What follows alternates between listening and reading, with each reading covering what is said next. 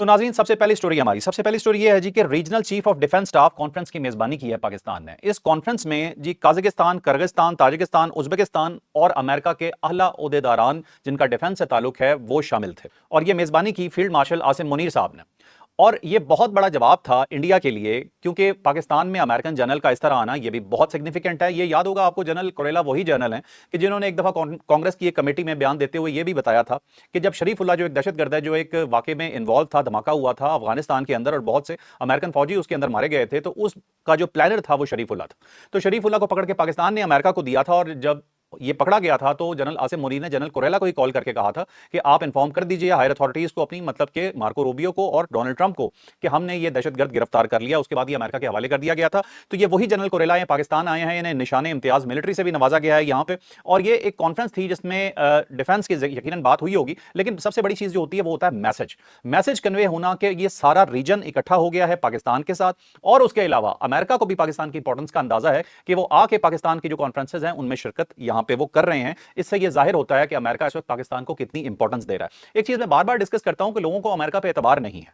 याद रखें इस चीज को कि पाकिस्तान को भी अपना मुफाद ही अजीज है, किसी और भी मुल्क को अपना मुफाद ही अजीज होगा। एक साइड पे अगर हम ये देखें कि अमेरिकन दूसरी साइड पे जाके खड़े हो जाते हैं या इंटरनेशनल पावर्स दूसरी साइड पे जाके खड़ी हो जाती हैं और पाकिस्तान की मुखालफत करती हैं, तो क्या हमारे लिए वो बेहतर होगा या हमारे लिए ये बेहतर है कि ये पॉस्चरिंग के वो हमारे साथ खड़े हुए हैं? आगे जाके इतने बच्चे या बेवकूफ हम भी नहीं है, हमें भी पता है कि अपने मुफादात का तहफ्फुज़ कैसे करना है, कौन सी बात मानी जा सकती है, कौन सी बात नहीं मानी जा सकती। लेकिन फॉर द टाइम बिंग जो पाकिस्तान की इंटरनेशनल पोजीशन है, इस पोजीशन पे पाकिस्तान का खुश होना ही बनता है। तो जो इंतहाई नेगेटिव माइंडेड लोग हैं, जिन्हें हर वक्त ये लगता है कि हर चीज में साजिश ही है, तो जरूरी नहीं होता कि हर वक्त साजिश ही हो। बाज़ औक़ात हो सकता है आपकी अपनी ही किसी मेहनत का आपको सिला मिल रहा हो, लेकिन क्योंकि हम इतने नेगेटिव माइंडेड हो चुके होते हैं तो बार हम अक्सर औक़ात यही सोच रहे होते हैं, या इस तरह के लोग यही सोच रहे होते हैं कि शायद इसके अंदर भी कोई साजिश ही मौजूद ना हो। अब इसी के अंदर एक और भी कड़ी है कि इसहाक डार साहब की मार्को रूबियो से मुलाकात हुई है और वहां पे मार्को रूबियो ने पाकिस्तान की इंसदाद दहशतगर्दी के हवाले से काविशों को बहुत माना है, तस्लीम किया है पाकिस्तान की कुर्बानियों को। अब आपको याद होगा कि एक रेजिस्टेंस फ्रंट नाम की एक फेक किस्म की ऑर्गेनाइजेशन है जिसने पहलगाम का पहले वाकया कबूल किया, उसके बाद उन्होंने बैक ऑफ कर लिया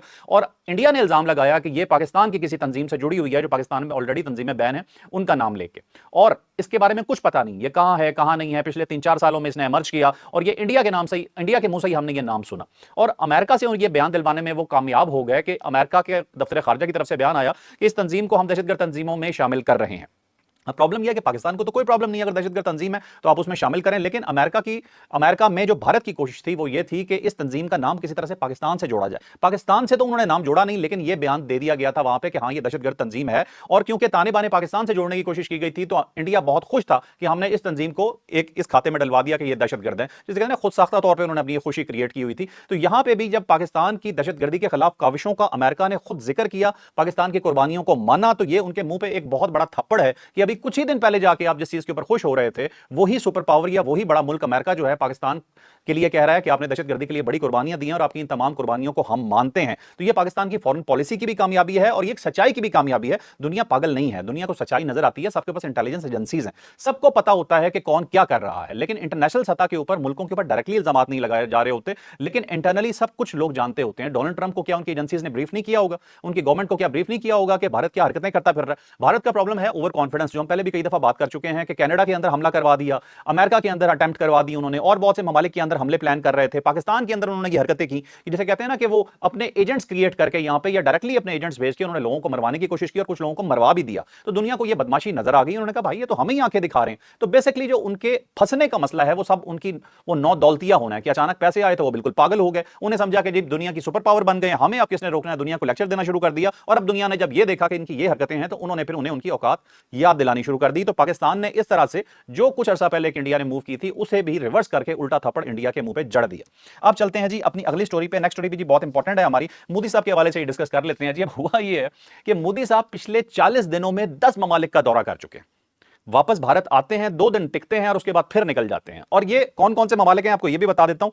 साइप्रस में गए हैं जी, वो कनाडा में गए हैं, क्रोएशिया में गए हैं, घाना में गए हैं, अर्जेंटाइन में गए हैं, ब्राजील में गए हैं, नमीबिया में गए हैं, यूके का एक विजिट किया और मालदीव जैसे मुल्क में भी गए हैं जहां वो पहले जाना पसंद ही नहीं करते थे। तो इसमें बहुत सारे ममालिक ऐसे हैं कि जिनकी पहले इंडिया कोई इज्जत नहीं करता था, लेकिन अब अचानक उसे याद आ गया क्योंकि बड़े ममालिक या मेन ममालिक ने उन्हें मुंह लगाना बिल्कुल सिरे से छोड़ दिया। और इसकी एक जो मेजर और बहुत बड़ी रीजन है कि ये मोदी ने भारत छोड़ क्यों दिया, टिकता क्यों नहीं है अपने मुल्क में, उसकी रीजन ये है कि जैसे ही वो वापस आता है तो अपोजिशन डिमांड करना शुरू कर देती है कि जी आप कंबाइंड इजलास बुलाएं, आप हमें बताएं जी कि 6 और 7 को क्या हुआ था, 9 और 10 को क्या हुआ था, 4 दिन की जंग में कितने नुकसान हुए थे, कितने तैयारे गिरे थे। तो ये जवाब अब वो दे नहीं पा रहे। और राहुल गांधी जिसकी सियासत बड़े अरसे से डंट का शिकार थी, वो उसकी सियासत अचानक उभरनी शुरू हो गई मोदी की इस हरकत के बाद जो उसने इस दफा की।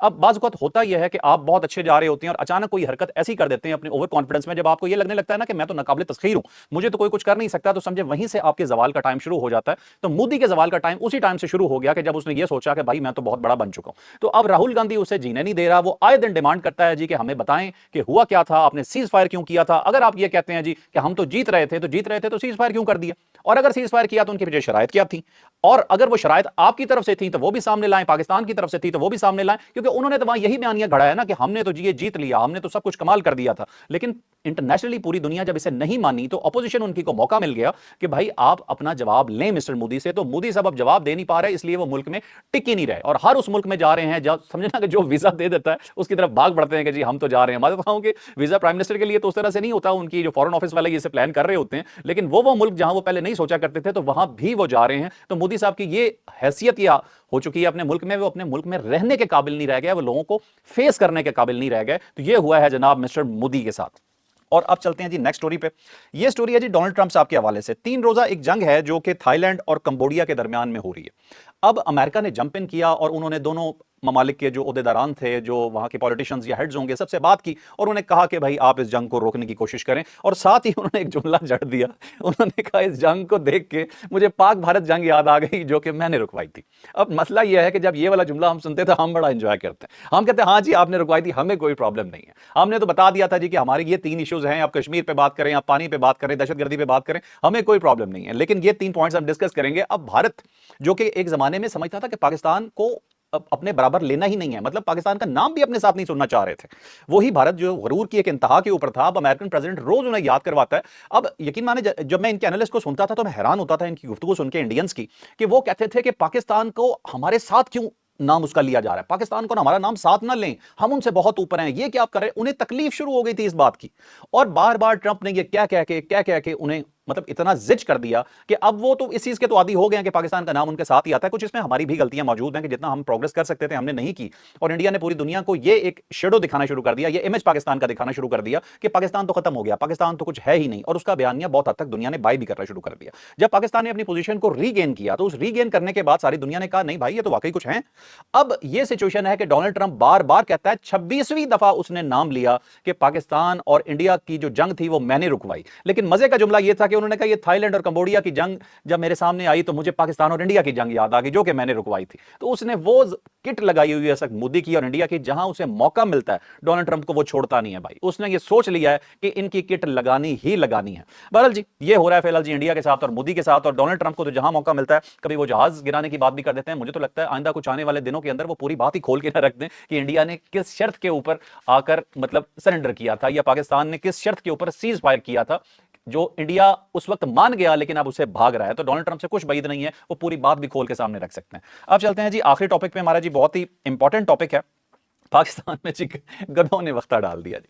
अब हुआ इस तरह है जी कि इस्लामाबाद में तरनौल एक इलाका है, इसके करीब तकरीबन कोई 25 मन गधे का गोश्त बरामद हुआ है। फूड अथॉरिटी का ये छापा था और इनकी डिप्टी डायरेक्टर हैं ताहिरा सिद्दीकी, इन्होंने ये छापा मारा है और गोश्त बरामद हुआ है कितना जी 25 मन गोश्त गधों का, और 50 से जायद गधे जिंदा भी वहां से मिल गए हैं जी।